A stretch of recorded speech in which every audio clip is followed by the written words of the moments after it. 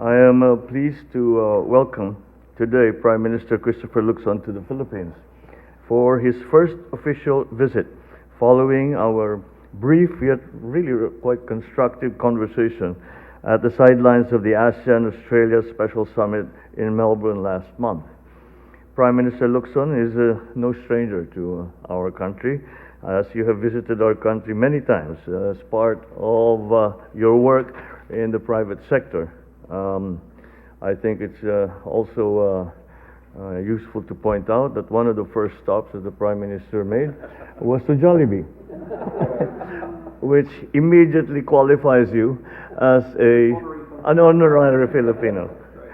Now you're back in Manila as part of the modern maiden engagement in Southeast Asia, and I sincerely hope that you will enjoy your stay and work with us towards elevating the level of friendship and cooperation between our two countries.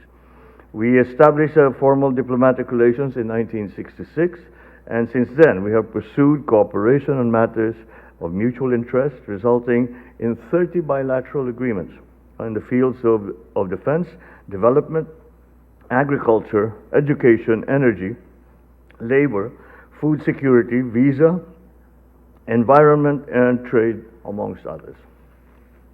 Throughout the decades, we have remained committed to this friendship through a trade relationship with immense untapped potential, a strong commitment to international law, and a robust people-to-people tie.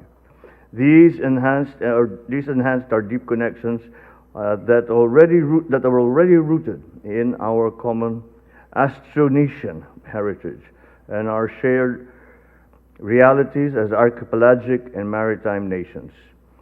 As fellow Pacific states, we also share the challenges and the risks of climate change and the sea level rise, as well as natural hazards such as volcanic eruptions and earthquakes.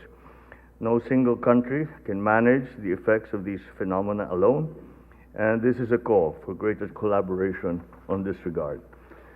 So as mature democracies and responsible states, both our countries uphold similar values, including our shared respect for international law, such as the 1982 United Nations Convention on the Law of the Sea, and respecting and upholding the rule of law is a matter of concern, not only for the Philippines and New Zealand, but absolutely, certainly, the rest of the international community as well.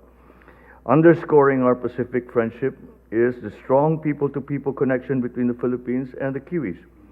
The 100,000 Filipinos in New Zealand continue to contribute immensely to both our countries' economies and our societies. So I take this opportunity to emphasize the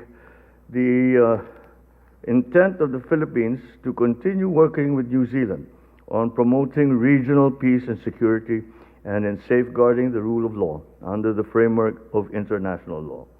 Let's make sure that this visit be a signal of a re-energized bilateral relationship between the Philippines and New Zealand that will see us enhance our existing cooperation and expand further on areas of great potential amidst an ever-changing regional global landscape. Thank you very much. And once again, welcome to the Palace, welcome to the Philippines. I am very happy to welcome you, to see the fruits of our, I suppose they're called pull-asides, right? I pulled you aside from the, so thank you very much, Mr. Prime Minister.